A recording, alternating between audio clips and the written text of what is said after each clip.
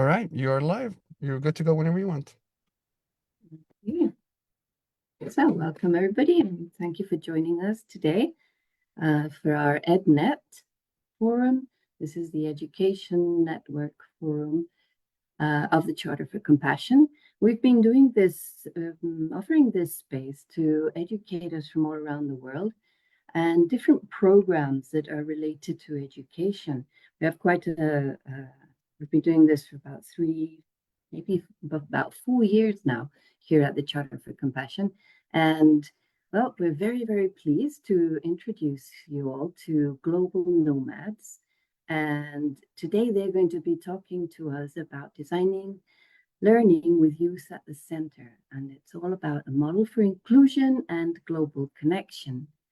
And in this session, the CCL alumni will showcase tools and practices from the youth-driven design process, and including an accessibility checklist, peer-led team structure, and inclusive leadership training that sets the foundation for collaboration. They will describe how youth use backwards mapping, curriculum design, and facilitation skills to create courses like the Neurodiversity Leadership and Belonging program, including youth-led workshops in video production. Well, I can't wait to hear all about this. Alumni will showcase real examples from their teams demonstrating how youth leadership shapes content, fosters engagement, and ensures courses are designed for peers by peers. So, well, this sounds incredibly promising, and I don't really want to go into too much blabber because I really want to hear a lot from you guys.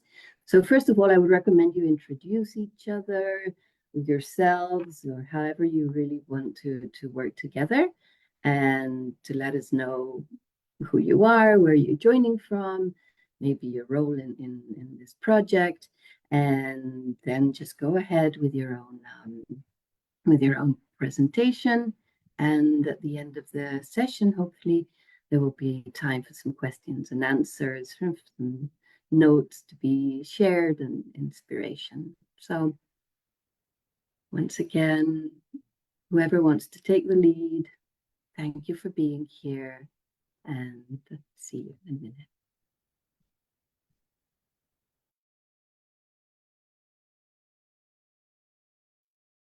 Hi, everyone. I think, Kat, we can go to slide 2, maybe. We have some of our pictures on there. All right. Let me see. If Kashimana, you want to introduce yourself first, we can just go in order. Yeah. Hello, everyone. My name is Keshmana Cedric, and I'm from Mozambique. I'm 24 years old, and one of my new recent favorite hobbies is cooking. And I'm an alumni of the Content Creation Lab at Global Nomads. Looking forward for this event. Ifa? Hi everyone, my name is Ifa Shamim. Unfortunately, due to technical issues, I won't be able to turn on my camera today, but I'm so excited to join you all. I'm 19 years old from Pakistan. I love to read and write poetry and stories, and some of my poems have actually been published internationally. My love for literature informs my interest in education, which is why participating in 2 CCL internships, the AI bias one and the neurodivergent leadership one, for which I was a team leader actually, and also taking part in alumni activities is so valuable for me. To Isfa. Hey everyone, I'm Isba, an 18-year-old calling in from Qatar. And the CCL program that I participated in was Real Youth Artificial Intelligence. I have various hobbies that I could go on listing forever, but these days I've been reading the works of classic fairy tale writers such as Lewis Carroll, who wrote Alice in Wonderland, and Hans Christian Andersen, who wrote many things like The Little Mermaid and Thumbelina and other classics. Ellie, do you want to continue? Hi everyone, my name is Ellie. I'm calling in from the United States. I'm 23 years old, and one of my hobbies is calligraphy.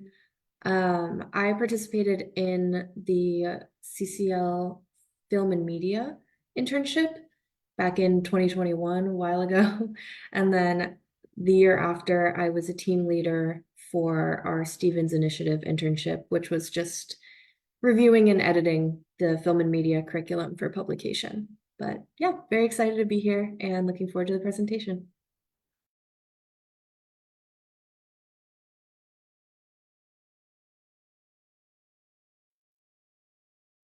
So each one of us has participated in a program from Global Nomads. So who is Global Nomads? Global Nomads is an organization that offers young people safe digital spaces where we can express ourselves, share our stories, and connect with other youth around the world through our programs.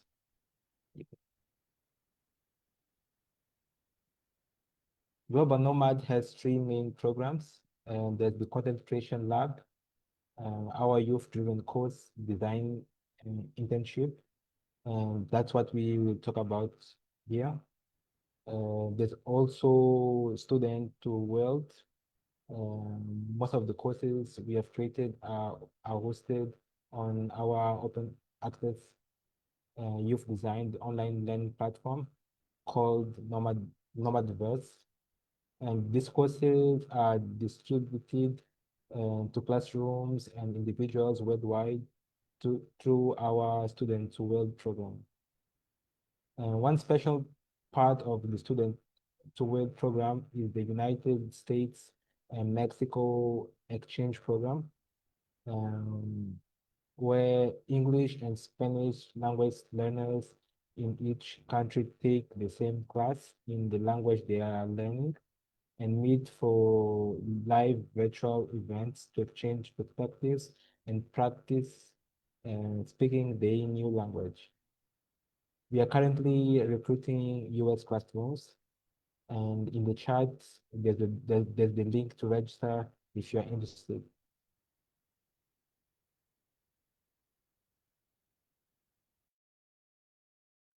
Okay, so what is the Content Creation Lab, otherwise known as CCL? It's basically a virtual internship program where youth create original courses for other global youth. The courses we design are about issues or topics that are relevant in our current day and age, such as artificial intelligence and climate change and neurodiversity, but these topics often don't get taught in traditional classroom settings. So what all of these courses have in common is that they're created for youth, by youth. CCL centers the youth perspective, which is why we use local stories to explore global issues.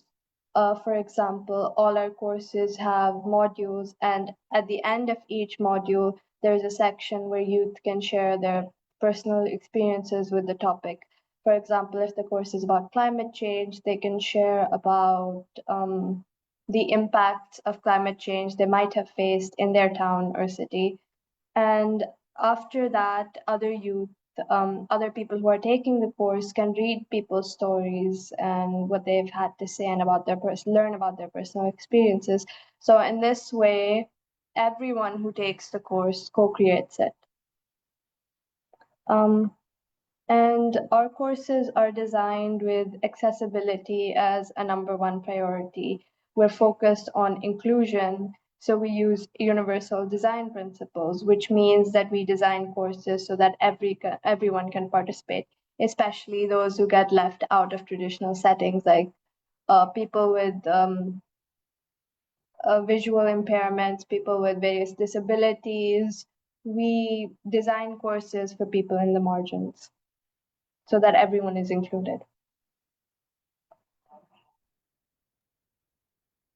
And this is not just an experiment. CCL has global reach. Our work has made it into classrooms across the US and internationally, helping shift how youth perspectives are included in education. Here's a picture of our program in numbers. We've had 11 virtual internship cycles since 2020, including a total of 184 designers aged 11 through 29, although usually our cohorts range from 13 to 24. We've created 17 courses and curricula, and global youth have shared over 28,000 stories on our platform. And as an organization, we've reached over 1.12 million youth from 107 countries. And here are some more highlights from our most recent impact report.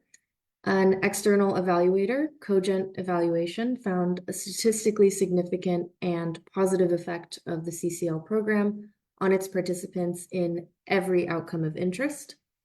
The numbers below each statement show the growth from before the program to after the program. This particular one was from our Neurodiversity Leadership and Belonging course.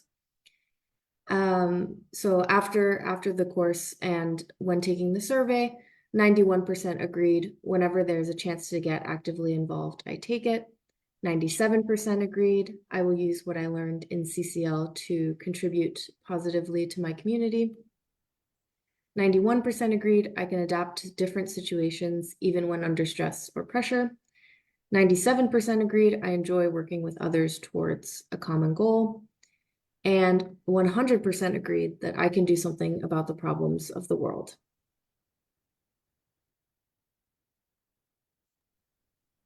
People always ask. Oh, I'm sorry. There's an echo. So people always ask us, how does CCL actually work? Here's a look behind the scenes. We are split into multinational teams of about 8 people, led by alumni team leaders. Each team focuses on a different part of the project. We have weekly virtual meetings, and we get training in research, backwards mapping, accessibility, and universal design, writing, video production, and more. We'll talk about these later on in the presentation. We have a lot of structured brainstorms and design prompts. We collaborate in Zoom, Slack, and Google Docs. We get coaching and support from staff. All of our courses undergo peer and staff feedback and expert review. We all receive stipends since this is a paid internship. Designers who need access to a device or internet receive a technology stipend as well.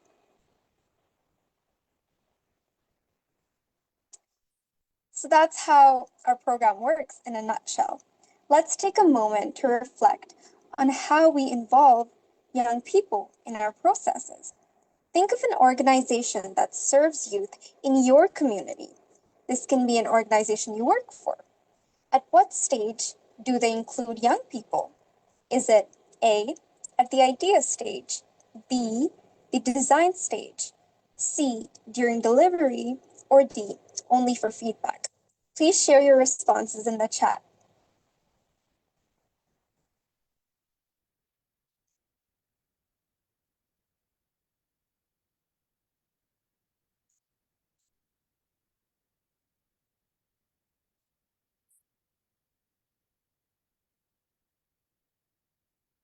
Oh, most people are saying C. That's interesting. That's really interesting.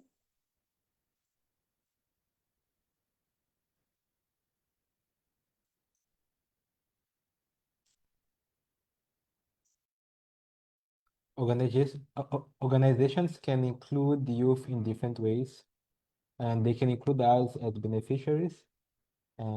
This is a more passive role where youth receive the benefits of programs or services. Next, we have participants. Here, young people are actively involved, but mainly in predefined activities. This role allows them to engage more with the process compared to the beneficiary. Moving on to contributor. Here you start to have a say in how things are done. They provide input and ideas that can influence the outcomes of the initiative that they participate. And then there's collaborator, where young people work alongside others and sharing responsibilities and decisions. And then finally, as creator, where youth are involved from the very beginning and shaping programs and initiatives as equal partners. And many organizations often involve youth in the first four roles as beneficiaries, participants, contributors, or collaborators. It's important that organizations move towards including youth as creators, which is the last one here, from the very start. And this creates programs that are truly inclusive of youth perspectives.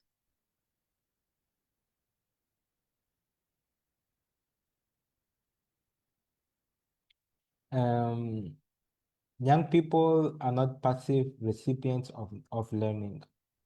In Content Creation Lab, youth are viewed as active agents of change, not just receivers or beneficiaries.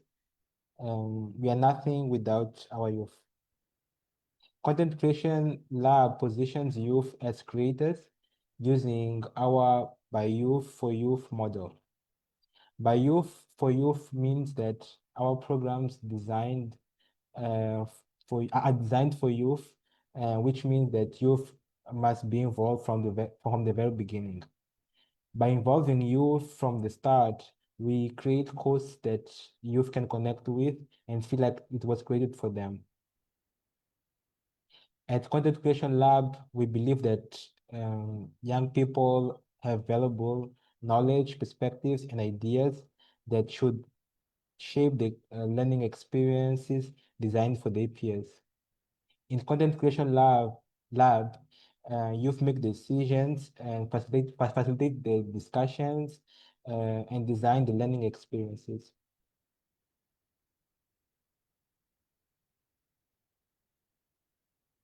So now we'll talk about some of the tools that we use in our design process, including backwards mapping, inclusive leadership training, accessibility checklist, and placing stories at the center.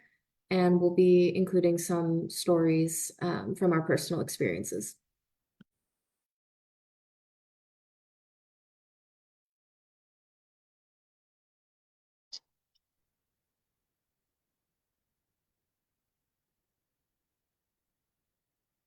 So basically, one of the main tools that we use at CCL is backwards mapping. And as you can see on the image displayed on the slide, here's an example of a backwards map from the Neurodiversity course, our most recent course. So backwards mapping is essentially a curriculum design process where we start with the end in mind. In the diagram over here, you can see various steps. For example, step 1, which is the overarching idea, and step 2 narrows it down to essential questions, and then we have learning outcomes and various other things. So basically, we start with big ideas because those are the main aspects, the main concepts that we would like young people to understand about the topic. And then we move into essential questions, which we use to draft learning outcomes. And learning outcomes are essentially the goals that students should be able to achieve by the end of the module or by the end of the overall course. And learning outcomes are used to brainstorm the kind of activities that would be helpful in achieving those goals, if that makes sense. And essentially, our backwards mapping process ensures that youth in CCL don't just consume knowledge, they actively, intentionally create it. Personally, this technique matches the way my brain works. I think in an interdisciplinary way, where smaller, granular ideas branch off into bigger, interconnected ones. I like to work through things sequentially. So when I was introduced to backwards mapping in the AI bias internship, which I think I did in 2023, And it was my first amazing experience with GNG. It felt familiar, like an aha moment. I hadn't known that there was a word for the way I thought. Throughout the AI bias internship, which was my first exposure to this design technique, I learned that accessibility is more than just finding ways to include people with diverse physical and cognitive abilities. Um, Accessibility and backwards mapping is an actual design practice that helps create accessible content. Defining the main areas of our topic first. For example, in our neurodiversity internship, one of the main aspects was what neurodiversity actually is. And this initial step of definitions is important because of a lot of learners in our target audience aren't native English speakers, or they're people who aren't familiar with these concepts, or they might have stereotypical views about these concepts. So getting everyone on the same page helps demystify what we're actually going to talk about, and that helps the learners proceed into like more of the complex nitty-gritty aspects of the topic. Basically, and then when we logically map every milestone required to get there, such as the kind of questions curious learners should be asking, so like the kind of activities that would keep them engaged, that makes the planning process clearer and easier for everyone to grasp. It transforms a chaotic brainstorming session into a structured roadmap where no intern is left behind. At high school, I'm actually on a gap year. I graduated last year in June. So at high school, I was academically strong. So people would often come to me for help. And every time I tutored a classmate or a friend, for example, in biology, which is a dense, often memorization heavy subject, and it involves a lot of like complicated topics like physiology and anatomy, all those body parts and the structures and organs that students need to know. So when they're first introduced to those ideas, they're like overwhelmed with the sheer amount of facts they have to memorize or the sheer volume of the content. Um, so basically, I found that by anchoring the entire topic into a few main big ideas, the framework, the backwards mapping framework, acted as a filter. It stripped away interesting but irrelevant details and prevented information overload. So instead of guessing what comes next, I made sure that every question and activity was intentionally designed to lead my friend or classmate back to that core concept, which allowed me to quickly identify if they were missing any foundational knowledge that had caused the initial misunderstanding, confusion in the first place. And that small secretive smile, the light in their eyes as they finally understood, that relieved sigh, that's what draws me towards educating people in the first place. CCL just scales up my philosophy from a classroom's rigid curriculum to a flexible, internationally broad course. Thank you.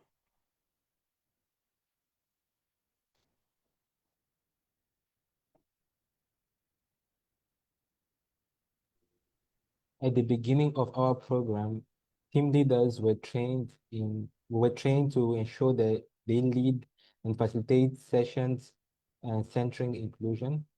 This training is centered around the question, how might we as team leaders create accessible team meetings and collaboration processes that make everyone feel like they belong and that they can contribute?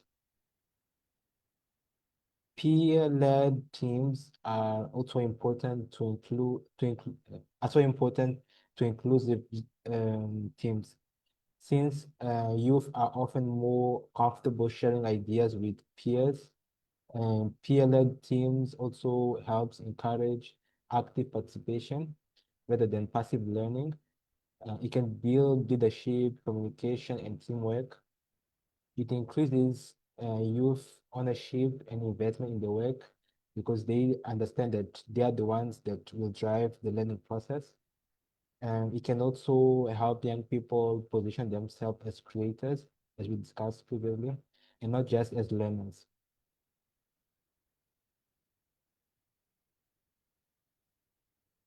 During the design process, youth are trained in universal design and designing for the margins. In many design processes, we often adapt that what has already been created. But in universal design, we focus on creating something from the very beginning, and to make sure that it works for everyone. One of the ways we apply universal design is by designing for the margins. We often design for the average experience or those at the center. When we do that, we exclude many other experiences. Youth at Content Creation Lab are trained to design for the margins. Those on the margins are those who are often excluded from the learning spaces. When we design for those most excluded, we create a better experience for everyone. Before Content Creation Lab, I thought inclusion meant making sure everyone had a seat at the table. But after the program, I realized that even when people are present, the way we work can still make it difficult for them to participate. I remember working like during the program, we had meetings and we were asking to contribute through comments, etc. And as someone who started, um, that always creates anxiety for me, because I'm always like thinking what I will say and what if I start, etc. Sometimes I cannot just speak because I'm nervous, so I need to wait, or I'm more comfortable writing and instead of speaking, for example. And at the program, there was never this assumption that speaking during the meeting is the only correct way. And sometimes I would just write on the chat, and all my ideas were included, and no questions asked. Also, why I prefer to write on the chat. So those making sure that everyone can express in the way that they prefer the most, I think it's good. And also it's important to make sure that everyone can feel comfortable sharing. And also, since we have young people coming from different parts of the world. Some people like me, for example, are not native English speakers. So during the program and in the courses that we designed, we always made sure that there were subtitles, for example, because even though people, for example, in the program, they were fluent in English. Some people might not be familiar with certain accents, for example, or some people prefer to uh, uh, uh, follow what people are saying through subtitles rather than just listening. And also, while designing our presentations, we make sure that also the presentations also are interactive for those who prefer more images instead of just text, for example. So when we design for the margins, we also take that into account.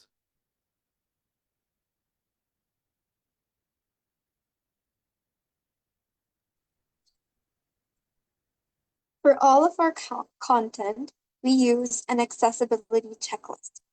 We learn and apply accessibility standards to make sure that our content is accessible to all learners. Here are the screenshots from our accessibility checklist tool. The CCL accessibility checklist was a tool that I loved from the very first moment I heard about it. My experience with this tool gave me a realization that has stayed with me ever since. We can use fancy words, aesthetic visuals, and complicated content. And to some of us, all of that might seem cool, professional, or enticing, but the truth is, those same choices can quietly exclude so many others from truly grasping the message that we're trying to convey. The reality is, with or without those quote unquote value adding ornaments, the core message stays the same. But when we let go of the pride that can come with these quote unquote value increasing aspects. We allow the message to be understood by more people. We stop excluding anyone. That was a really beautiful thing to realize, which I learned from this tool. I also saw firsthand how seriously CCL takes this. Some pieces of work would be completely redone all over again just to meet the checklist and to make them truly accessible. And that was never done by undermining the original. There was always this quiet assertion that the original had its own importance and its own beauty, but at CCL, accessibility and inclusion are simply the priority without being negotiable. I have friends and family members with different neurodivergencies like ADHD and autism, and also disabilities. For example, my cousin who cannot speak or hear. And this tool really helped me begin to understand the world a little more from their perspective. It makes me genuinely sad that most things just don't include them. But it makes me happy that CCL does, and that they prioritize it without making any excuses. Especially with something like courses, what matters most is whether the message is being understood and actually learned, far more than the things that might make it seem quote unquote better on the surface. The higher level vocabulary, the complicated visuals that serve no purpose beyond decoration, the professional jargon, the missing image descriptions, the rushing speaking pace, all of that can wait. The message comes first.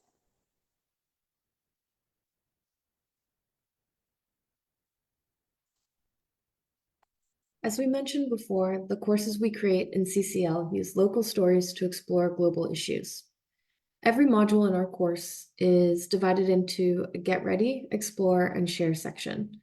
In Get Ready, youth who take our courses read and engage with written and video content created by us.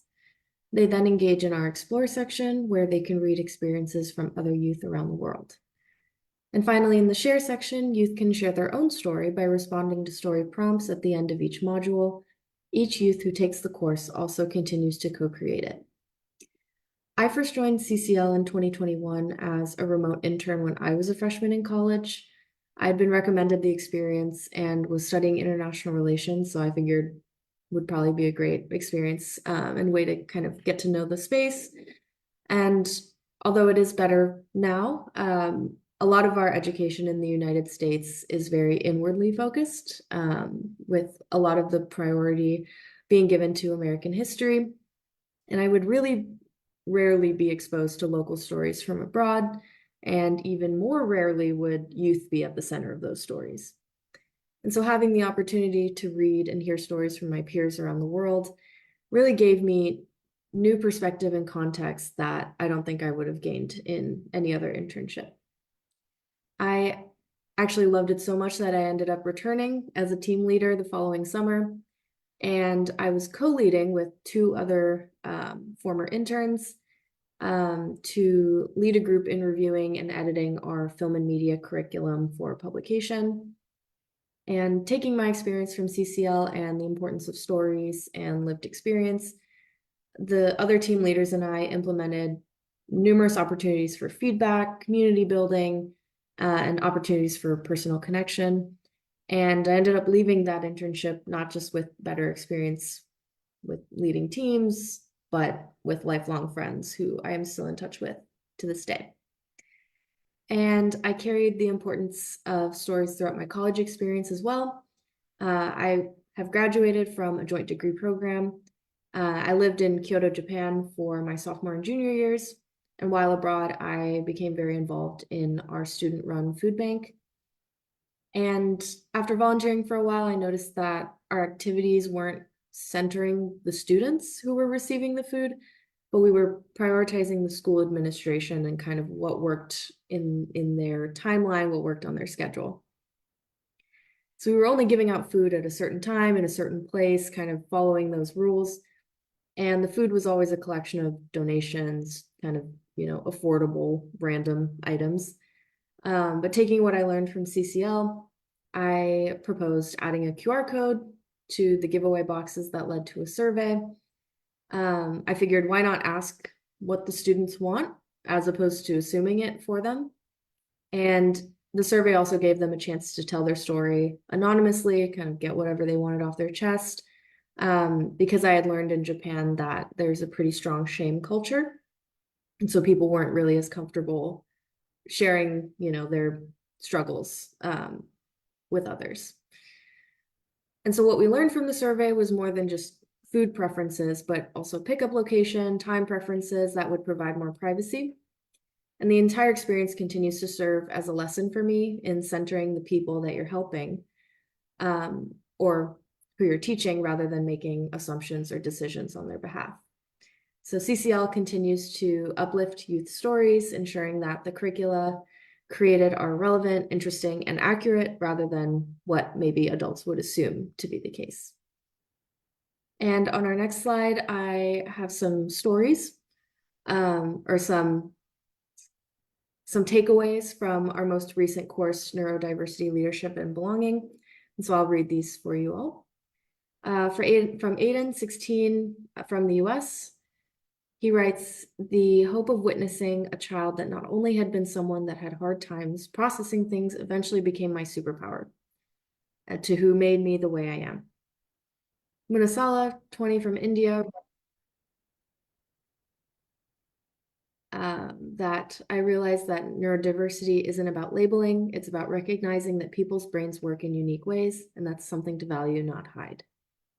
And finally, Jasmine, 22, from Peru, writes that over time, I learned that neurodiversity isn't something to fix, it's something to respect and value. There's nothing wrong with you, you matter, you're not alone. And these stories are a testament to the importance of providing opportunities for youth to share their thoughts and stories.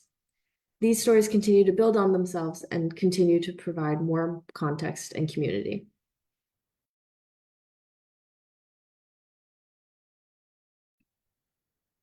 And so all the tools we've mentioned have been used to design the many courses that can be taken for free on our youth design platform, Nomadverse. All of our courses are open access, available for free to students and teachers worldwide.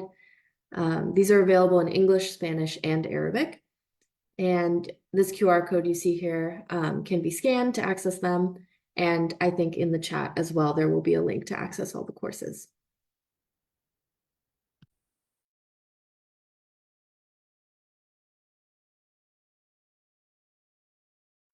Okay, so as we've mentioned already, our latest published course is Neurodivergent Belonging and Leadership and Advocacy, sorry, and it's available to take now on the previously mentioned platform, Nomadverse. So basically, this course explores 4 modules, taking an interactive approach that keeps learners engaged. The first module is Understanding Neurodiversity, which covers basic definitions and clarifies misconceptions or common myths about neurodivergent experiences. The second is Facing Adversity, which explores the challenges that neurodivergent people face in our society. The third module is called Neurodiversifying Leadership, and it's basically about the strengths and benefits that diverse people bring on the table in leadership in like teams and like various contexts, whether that be a diverse team for a school project or a diverse workplace team or anything. It basically explores the benefits of diversity and the value that we get when we're being diverse, when we're including other people and perspectives. And the third course, for which I was a team, the third module, not course, is Forging Belonging. And I was actually one of the co-team leaders for this course. For this module, I mean. So in this module, we aim to provide ways to better accommodate neurodivergent people and neurodivergent experiences. So basically, throughout these 4 courses, we also have sections that are specifically dedicated to youth experiences, and many of the interns have in the interns who took part in this program, they've chosen to share their stories and their neurodivergent experiences. Some of them have chosen to share anonymously, some of them have not, because as we've previously mentioned, we value various methods of sharing, whether you're comfortable on mic, whether you're comfortable on chat, whether you prefer more anonymity, whether you want to be more public about your struggles. On to the next slide.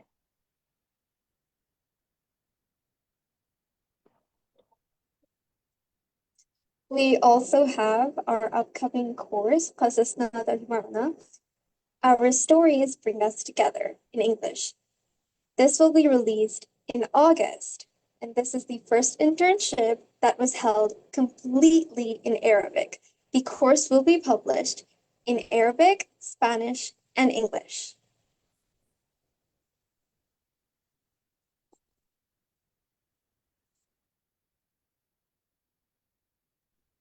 Now that we have said all of this, we would love to know from you if an organization in your community wants to include young people as creators.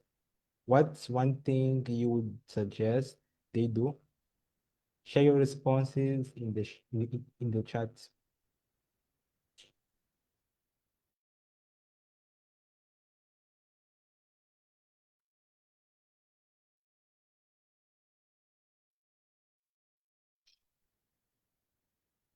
We can already see some comments.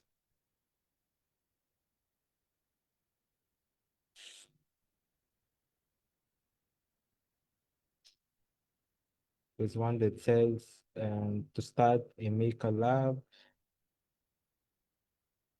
The other one, I would suggest adding a youth member to their boards or advisory groups. Yes, I would like to know more about the Maker Lab as well. If you could explain that term, Claudia.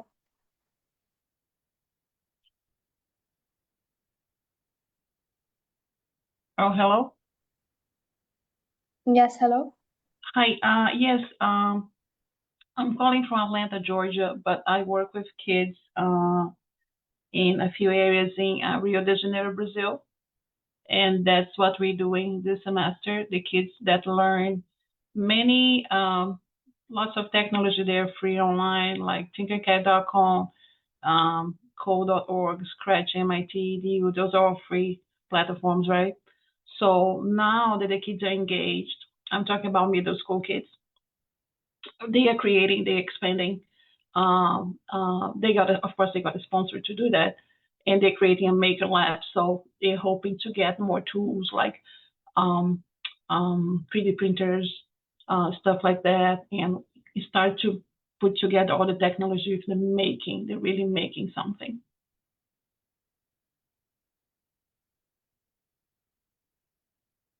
Okay, that makes sense. I think that's a very helpful way to go about this. And it's very practical. I think giving youth practical experience and like practical work experience is very valuable in their growth. Yeah. If you guys want to know about more, just send me an email. I'm going to put my email here. Okay, sure. Also see from Lucy, adding youth members to their boards or advisory groups. There are a lot of youth advisory board group or advisory groups being created, but also they also risk having young people not as creators but as people to be consulted. So that's a good way of doing that, but you have to make sure that you're not just consulting youth after you have made the decisions, but you're co-creating with youth. So yeah, but that's a good way to do that. Thank you.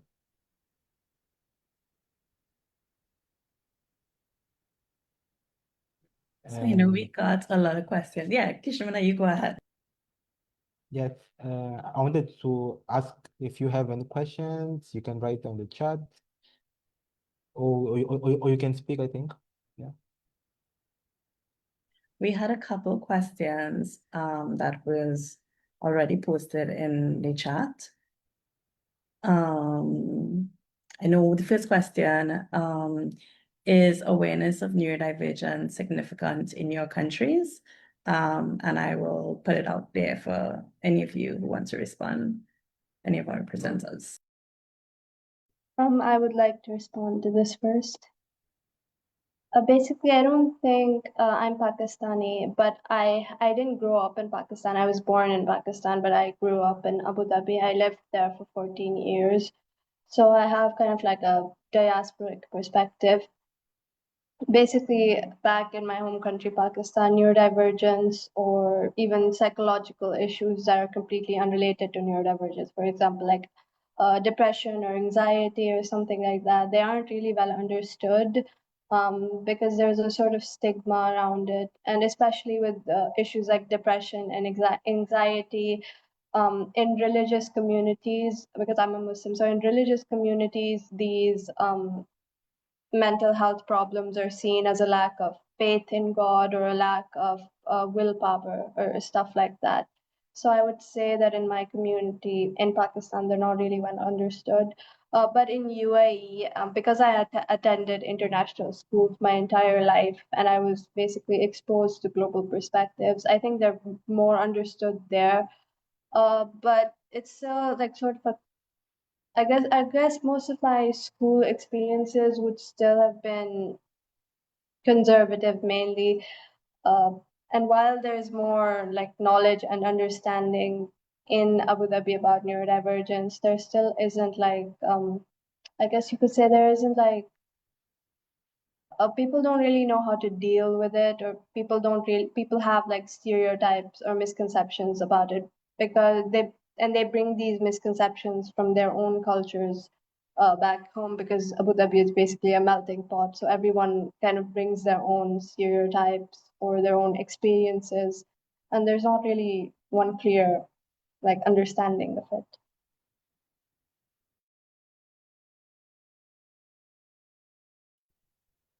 Would anybody else wanna, like, Kishman, I see you on. Yes, I'm from Mozambique, and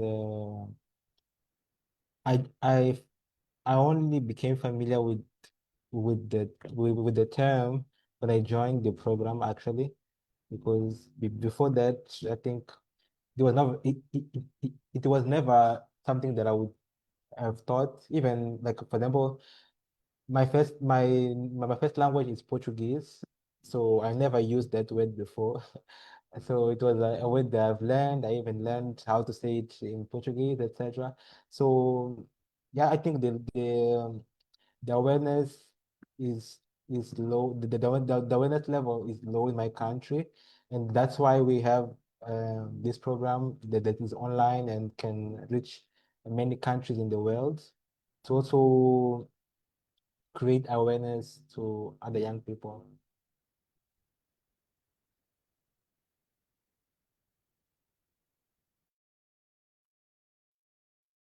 Anybody else?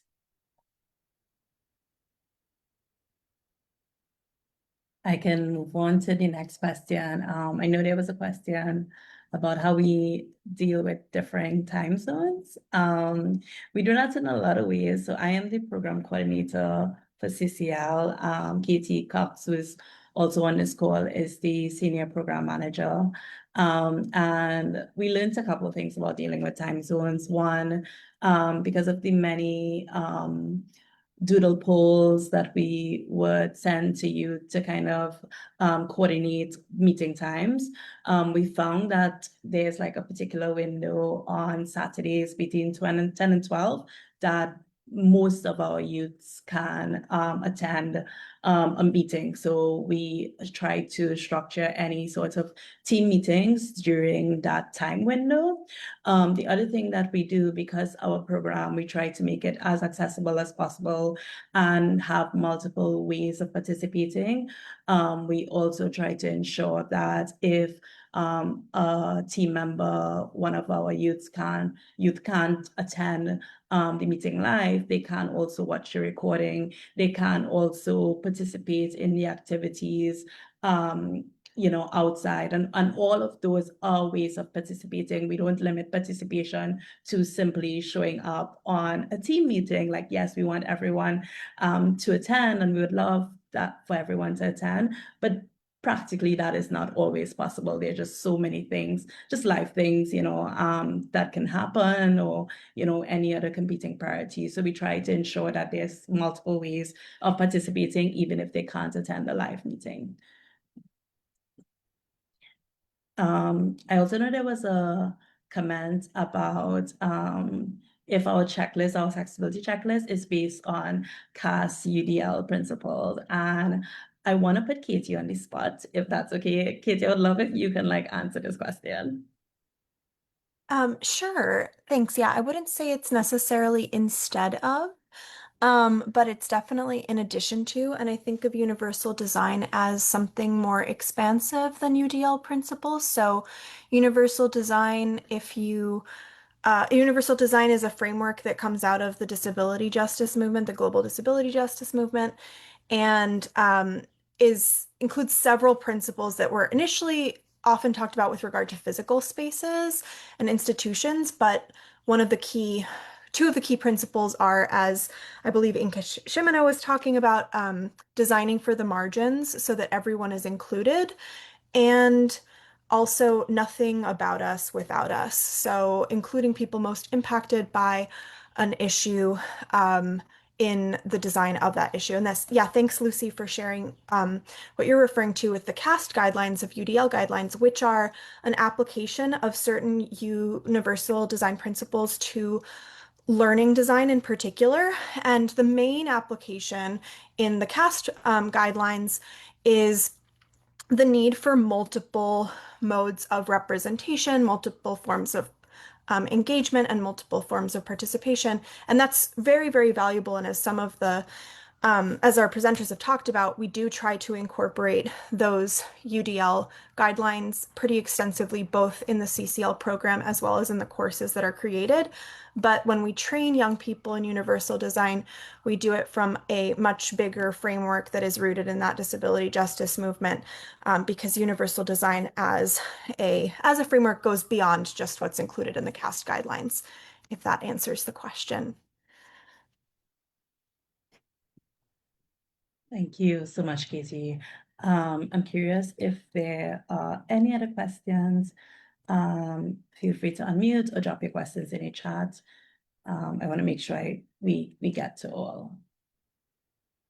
Oh, yes, there was another question. I know someone asked about future programs, if they know of any youth who want to participate. As Katie mentioned, we do have our internship program, which is in addition to CCL, that we are actively seeking university partners. And also for our CCL program, dropping a link in the chat. Any young person that you know that you think that they would love to be part of this program, you can feel free to send them that link. And we collect their name, their email, and in subject, you can just tell them to select internship opportunities. And that is basically our list of people who are interested in the program. So once we have a new CCL program out, we will send an email to that list.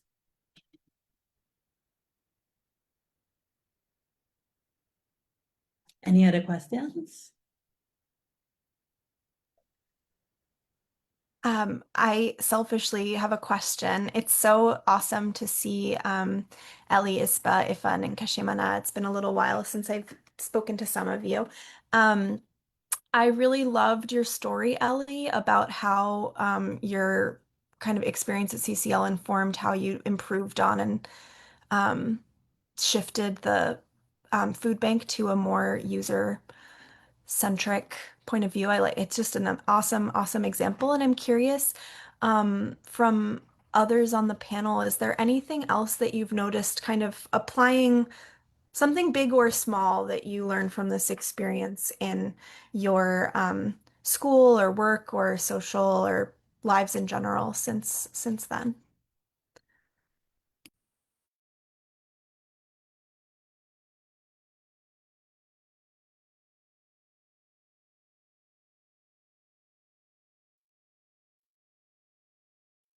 Well, recently I participated in another internship for it's basically a company that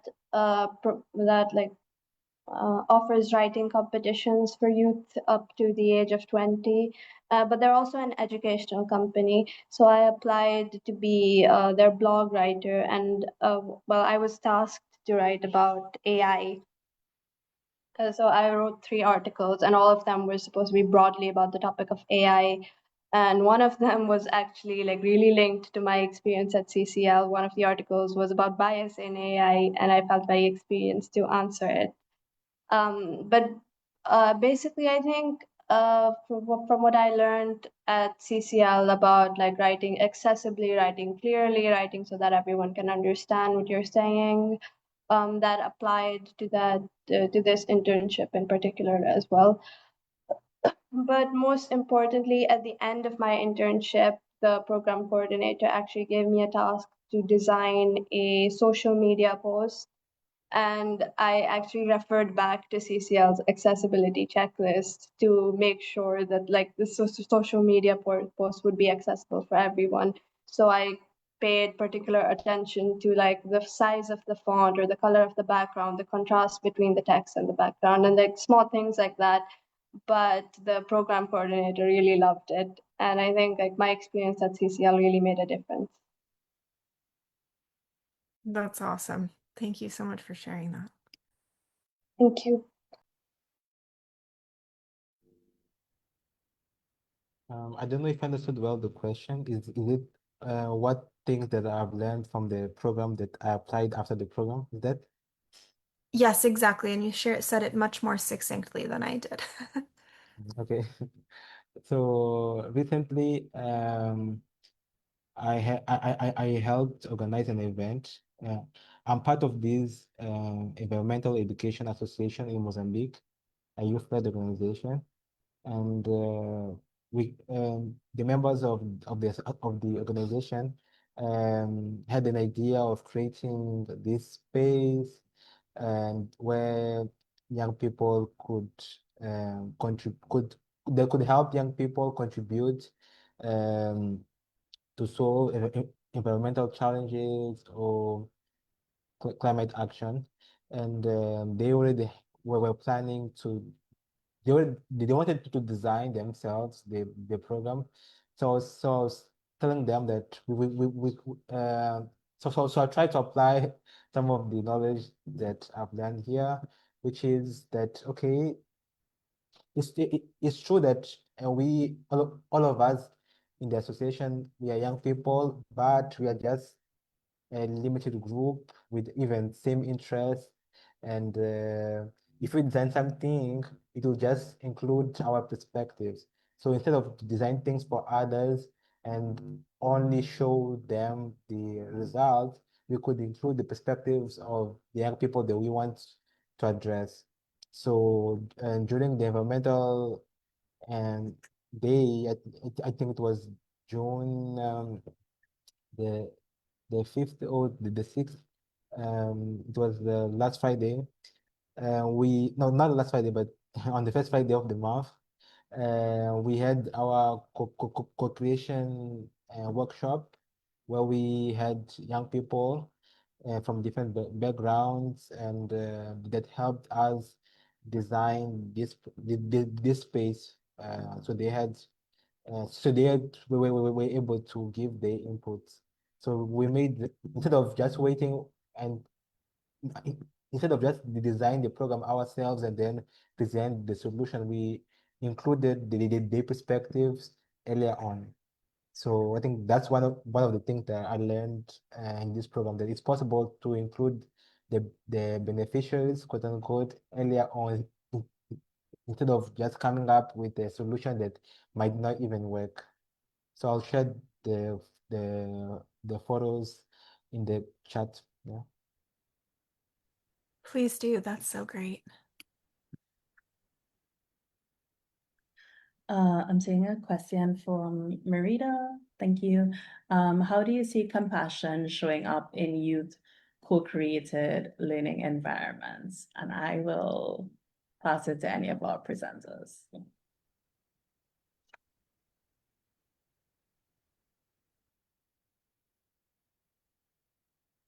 I think in any like international exchange experience or any collaborative experience where you're working with a diverse team, compassion is central, and because compassion is more than just like caring for someone, it's about ensuring that someone's unique needs are actually met. Compassion is more active than passive. And I think at CCL, where we have so many ways of communication and participation, compassion naturally shows up, like in the way we talk to each other, or like basically in our courses the overarching theme is that we're supposed to respect each other, we're supposed to try to understand each other. And I think like when we are designing these courses, we're naturally internalizing these soft skills, and we're working on our compassion, becoming more compassionate, becoming more empathetic. I think I also want to jump in and say that one aspect of youth co-created environments is that there's no kind of power hierarchy that you would see in kind of a more traditional classroom environment where, there's seniority, there's, degrees in between you. And so I think it's much easier to become close as peers in peer-led teams because you're at a similar stage in your life, even though you're from wildly different places, you're still youth, and I think that's a way that people foster really strong connections. And like I mentioned in my story, there's quite a few like CCL alumni that I'm still very close with, and some that are in, Lebanon, Jordan. And so I was reaching out to them when things were going on over there. And I think I studied international relations, but I think these experiences made me much more interested in global affairs and current events, because it's like I have people that I actually care about abroad, as opposed to just hearing about things through the pipeline.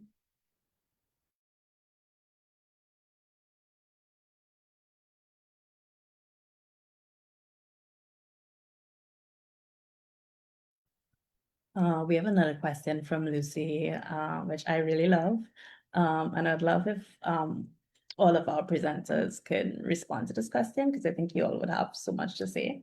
What do you wish adults understood better about youth?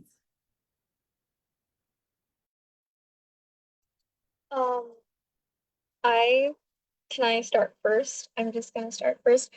So one of the things that I've always wished adults understood better about youth is reasons. That everything we do, every emotion, every response, everything has a reason behind it. There is a cause, and a lot of times that cause is out of our control. And honestly, every human being should understand that about each other rather than it just being adults. But it's definitely more disappointing when adults show that, like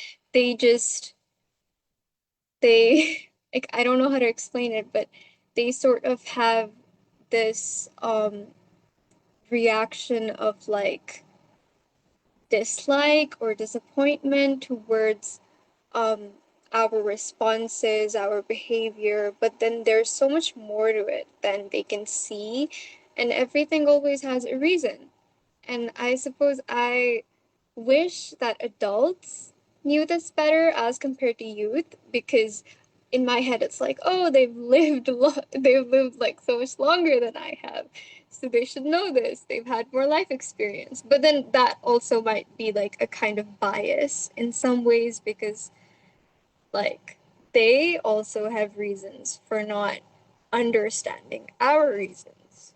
So it's a very complex thing, but I I've studied psychology in high school, and I'm going to study it in university as well, and this is just one of the things that I think about all the time, that like, does anyone deserve any blame, and how can we respond to anyone's emotions and behavior in a way that is actually empathetic? And that is largely done by understanding that everything has reasons. There are always reasons, even though it's difficult to like figure out those reasons, but at least knowing just this much that, oh, there must be a reason is like something that causes an empathetic response, and just it makes you be a little bit softer than you might, and it makes your own emotions not be triggered as much as well. So that's that's something that I think about. Anyone else can go after me.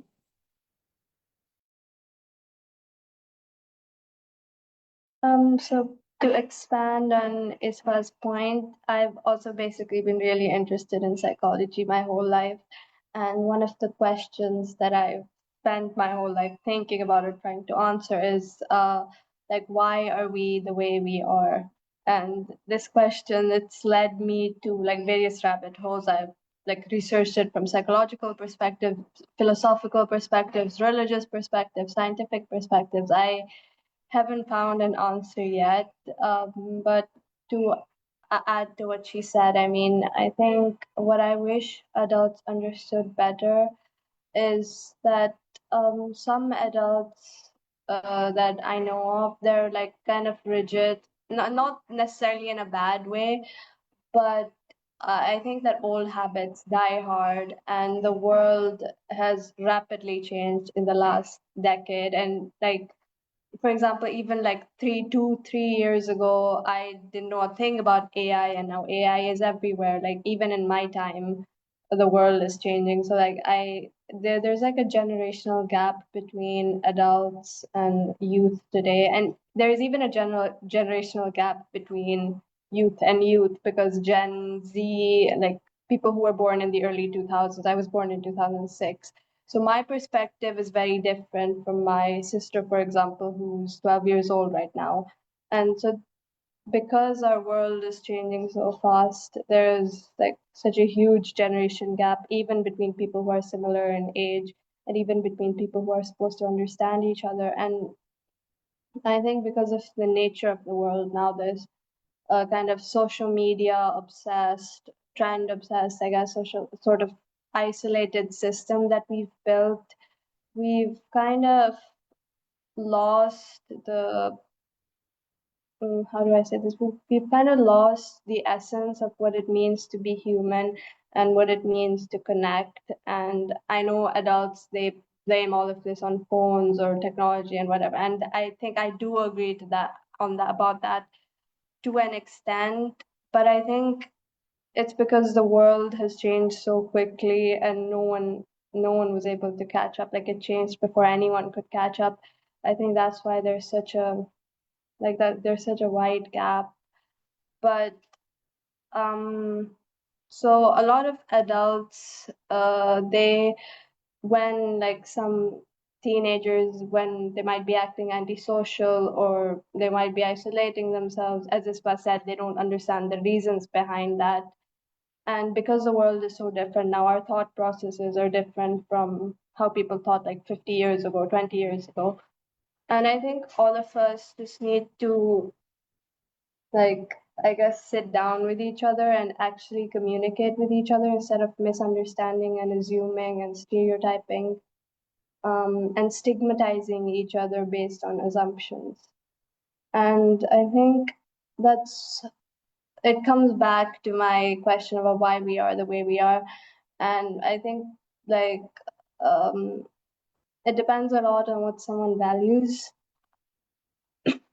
But I think we should all aim to value human connection more. We should all aim to value like empathy and understanding. And like I know so many people who nowadays are relying on AI to be their emotional support agents, or like chatbots and stuff like that. They're basically communicating all of their problems to AI instead of communicating with their parents, for example, or even their friends.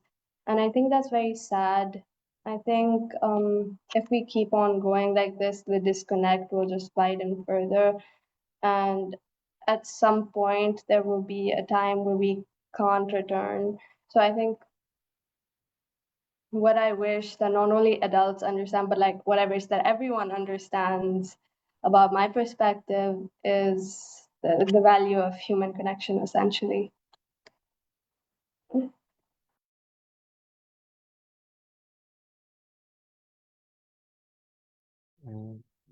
I really like the question, and it was difficult for me to respond quickly because I was reflecting. It's easier to just point out and say, point fingers and say that our adults don't understand young people, etc. But I think there's a problem of like a lack of communication between both generations, and there's this thing that I don't know how to explain well, because they were also young people in the past. There's this feeling that, okay, young people now are living the same thing that they lived before. So there's this thing of, okay, we are like some of the things that we're living there now, right now, for example, are the same that we have, that adults have lived in the past. And so if we are complaining more, for example, then they have complained, it might seem that we are complaining so much, for example, or we are not patient, etc. So the weight have changed, and that change affects the way that young people um, uh, experience their youth stage. And I think it's not just about what I wish adults understood, but also what I wish that could happen, which is more intergenerational collaboration. And by collaboration, I don't mean just um, adults or senior or more experienced people sharing their experience, but also they learning from young people, and they also learning the new um, they also have something to learn from us. So this sharing from both sides, I think it's good, not just from one side. Yeah.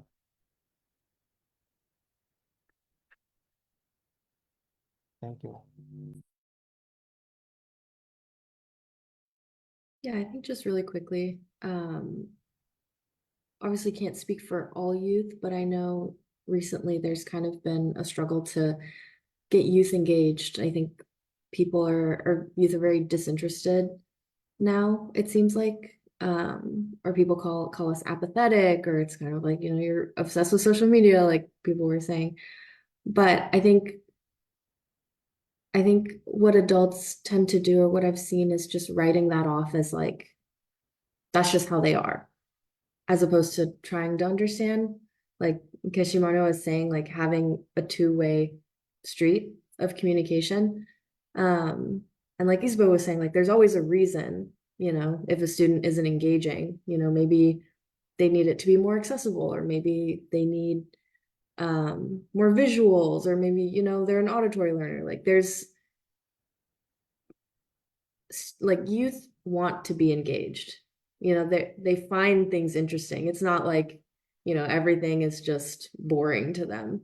And so I think that putting in the effort to really understand, how do you learn best? What are you most interested in? That's why I always loved like independent studies or opportunities to, research things that you're actually interested in. Because I know everyone has like a set curriculum, especially in younger grades, but any opportunity to give the youth agency in what they're learning, and then any opportunity to have them work in teams. I think like that's kind of the whole point of CCL, is to give those opportunities. But I think you'll see how much more engaged and how much more interested a young person will become. Like people can go 0 to 100 when they have even a little bit of agency. And so I think that's something that people have to keep in mind.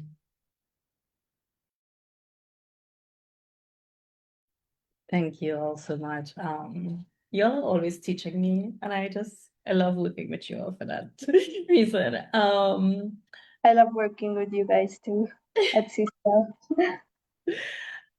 We have another question from Marita. I want to answer this question, but I'm going to throw it out to you all first.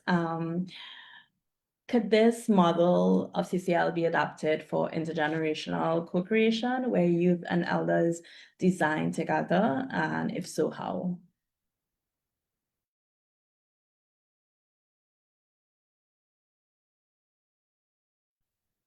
Yes, it can definitely be adapted. I think it would be interesting to still have youth deciding what the content will be and kind of making those decisions. But I think bringing in adults with a lot more experience, like you can get much more advanced, technically. I think just having the conversations around, what students want and then like also what teachers need to teach. Because I think what a lot of students don't understand is that like, some places you're legally required to teach things and you kind of just have to get through it. And so trying to make that as accessible and also just as fun as possible, and being in communication with each other, I think would be really helpful. But otherwise, I also think, by youth for youth is really special. And I think that should also be protected. But I think in more traditional schools, this model would be really helpful for just keeping people engaged, and keeping content relevant for youth.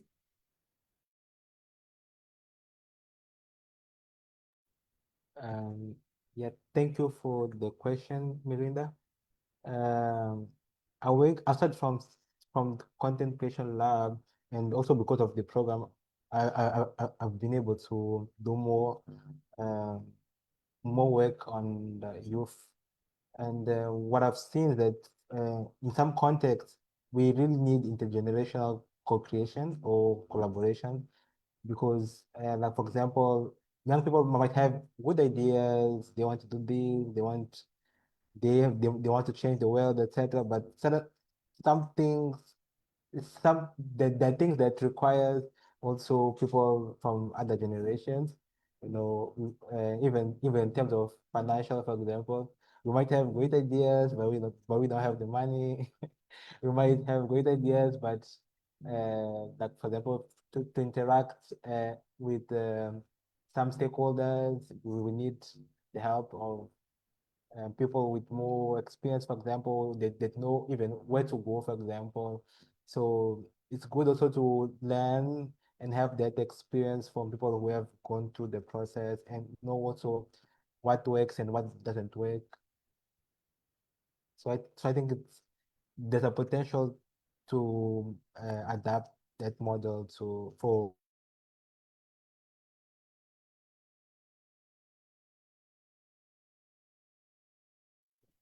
I think Ximeno's internet may have dropped for a sec there.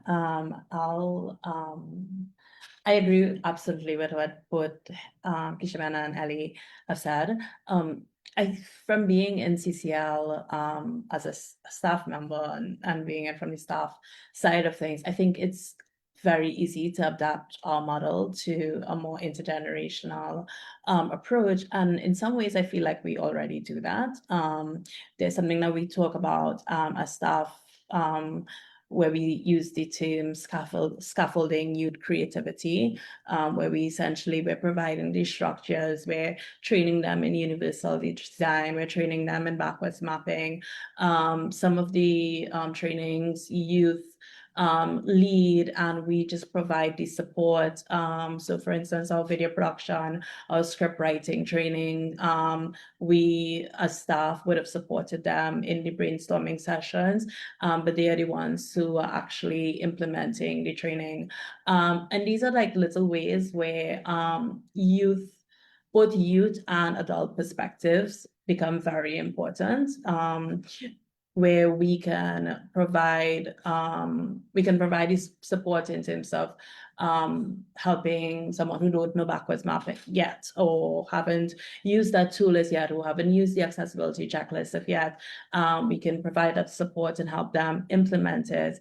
But they really are the ones who take control of it. We are also very interested in doing adapted programs. For instance, we have spoken about what would it look like for us to do a by youth for adults course, like, and why youth perspectives are so important when it comes to training adults or helping adults understand specific topics. Another model that we're currently working on, that Katie spoke about when she was here, is a village concept, which would be an internship for university students, and basically providing them with on-the-job skill training. So some of the trainings that we do, such as backwards mapping, accessibility checklist, and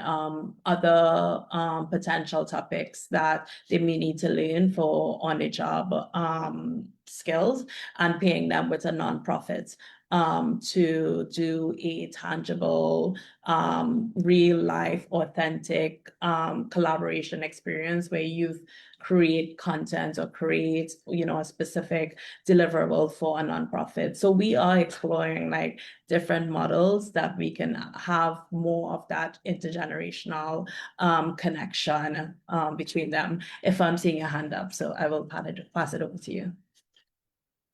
Yeah, I just wanted to add that going to either of these extremes isn't ideal. For example, if we have only youth at the forefront, it wouldn't exactly be ideal, because as everyone mentioned, youth need the specific tools, or they might need additional guidance from more experienced adults, and they don't necessarily have that.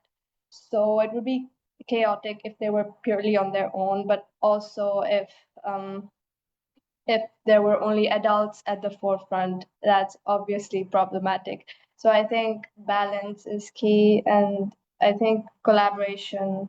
Yeah, it's like everyone mentioned that it's a two-way street. Like, you give and you take, or someone else gives and then you take. Like learning is a two-way street, and you can't just develop that sort of arrogant mindset or the hyper individualistic mindset like we're seeing in society today, that I need to do this by myself, all by myself, because in reality you don't need to do this all by yourself, and realistically you can't do it all on your own. That's just what I wanted to add. Thanks for adding that, Ifa. And that reminds me of another practical way we do that intergenerational collaboration is we really foster a lot of feedback from the very beginning of the program to the end of the program. So in our onboarding, we provide opportunity for youth to tell us if there's any support that they need, any access needs that they require. During the internship, they fill out weekly surveys where they can also provide feedback in terms of if some parts of the program isn't working, and we have adjusted our program so much. I remember specifically in our Neurodiversity Leadership program, we got a lot of feedback about youth wanting opportunities where they can interact with that wasn't related to them designing the courses, but just for them to foster community. And because of that feedback, we implemented a process where our team leaders actually led icebreakers at the beginning of every session that was entirely controlled by them. We had a lot of just wonderful connection times where they get to learn more about each other, and also about the staff. They included us many times in it. So, it was we realized that we were focusing so much on designing the courses and what they wanted to do. Like, yes, they wanted to design courses, but they also wanted opportunities for more connection amongst ourselves. So we switched things that way, and it led to I feel like such a more engaging experience. Another feedback we got was youth wanted different ways of engaging with their teams. Some of them didn't feel comfortable being in groups, so like 3-4 persons, and they wanted just like peer one-on-one sessions. So that was like a adaptation we made, where we made sure that anytime we did any sort of breakout rooms, we had both peers and we had groups so that they could engage in ways that was best for them. And I think because of that, like continuously seeking out and implementing feedback, we're able to really trust our knowledge of the program, but also trust youth perspectives of what they need to interact with the program.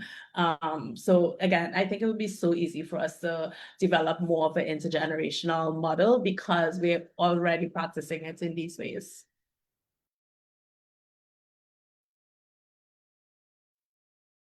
I think that this conversation could go on forever, but we're coming up to the top of the hour in about 4 minutes. So if there's just one last question, we might be able to answer that. On my behalf, I think I'm going to be taking away so much. This has been really enriching in the sense that I'm definitely going to take away and do a bit more research on what backwards mapping really is all about. This sounds like a way of achieving things that I hadn't actually contemplated too much. Local stories from around the world, Ellie. The way you described that, I thought was very enriching as well, and how we learn so much in these global communities about different. That's always mind opening and helps us grow. And with regards to the intergenerational part, I really thank you so much, because it has opened a box that I believe that we can still be working on, and that might be one of the life changing things that happens if as a global community we do actually break that division between the generations by communicating better. So I'm taking away the phrase learning is key, and that goes both ways. So learning about you and you learning about us, and is it's beautiful. So thank you. This has been amazing. These EdNets are always amazing. There's lovely work happening around the world, and you're a big proof of that. Maybe you want to just give closure by sharing one word you go away with, or one very, very short sentence each. Yeah, please go ahead.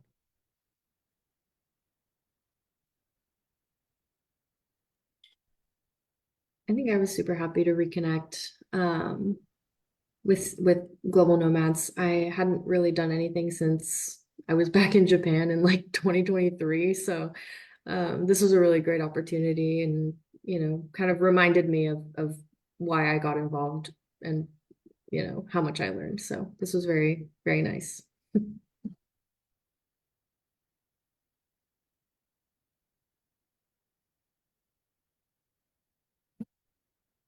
Yeah, I definitely agree. I also hadn't been involved in CCL since last year when I did the EdNet presentation with Nkeshiman and ISPA.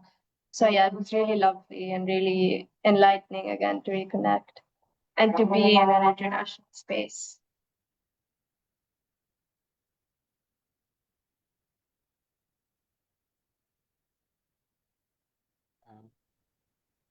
I think the word that I will live with is grateful, because I'm grateful for the opportunity to be here presenting these, and also for the reflections that we had here, and your interactions in the comments. It was fantastic.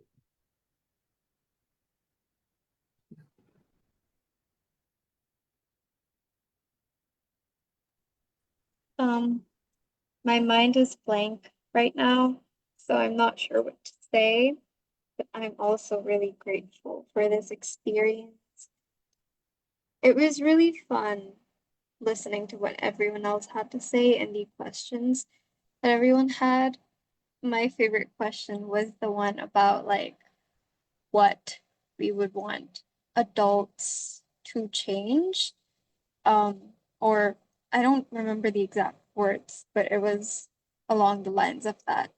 When it comes to their behavior or something with the youth. And I'm happy that the people in the meeting listened to what I had to say. It's so nice to just be able to share my thoughts, and it was very fun. Thank you. Have a good day. Ellie, can you close us out quickly? Yeah. Thank you guys for joining. You can find us on social media, Instagram, Facebook, LinkedIn. And then you can access our courses through the website. Otherwise, I think you can get in touch by email. But thank you all for coming and listening, and we hope you have a great rest of your day. Thank you. Thank you so much. It was lovely to have you. I would also like to add that we're available on Facebook, Instagram, LinkedIn, if anyone wants to connect about future opportunities. Great. Thank you so much. Bye. Thank you. Bye.